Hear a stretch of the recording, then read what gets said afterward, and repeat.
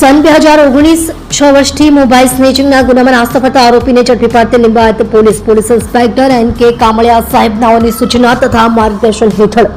તથા second police inspector CS Thokdiya સાહેબનાઓની દેખરેખ હેઠળ પોલીસ સ્ટેશન વિસ્તારમાં શરીર સંબંધી તથા મિલકત સંબંધી ગુનામાં નાસ્તા ફરતા આરોપીઓને શોધી કાઢવા સારું સર્વેલન્સ સ્ટાફના પોલીસ સબ ઇન્સ્પેક્ટર KH ચૌધરીનાઓ તથા પોલીસ માણસોની અલગ અલગ ટીમો બનાવી નાસ્તા ફરતા આરોપીઓને પકડી પાડવા વર્કઆઉટ કરતા હોય તે દરમિયાન અત્રેના પોલીસ સ્ટેશનમાં સર્વેલન્સ સ્ટાફના હેડ કોન્સ્ટેબલ રાજુભાઈ હાલુભાઈ તથા head constable Dharmendrabhai Narayanbhai નાઓએ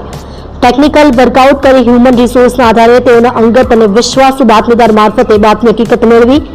લવાદ police સ્ટેશનના મોબાઈલ સ્નેચિંગના ગુનામાં છેલ્લા 6 વર્ષથી નાસ્તા ફરતા આરોપીને ઝડપી પાડી કાયદેસરની કાર્યવાહી કરેલ છે. સદર ગુના બાબતે આરોપીની પૂછપરછ કરતા જણાવેલ કે આશરે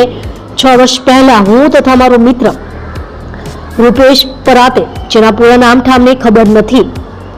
નાઓ તેના 2 વ્હીલર પલ્સર મોટરસાયકલ ઉપર જોગણી માતા BRTS સ્ટેન્ડ પાસેથી પસાર થતા હતા. તે વખતે ત્યાંથી એક ઈસમ ચાલતો મોબાઈલ ફોન પર પરત વાત કરતો જતો હતો. ત્યારે તે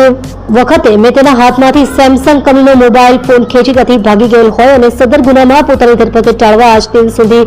નાસ્તા ફરતા હોય જે આરોપી નરેન્દ્ર ઉર્ફે પવન પ્રકાશભાઈ પ્રહલાદભાઈ સોનવણે ઉંમર વર્ષ 26 ધંધો મજૂરી રહે plot number B room number 9 ઘર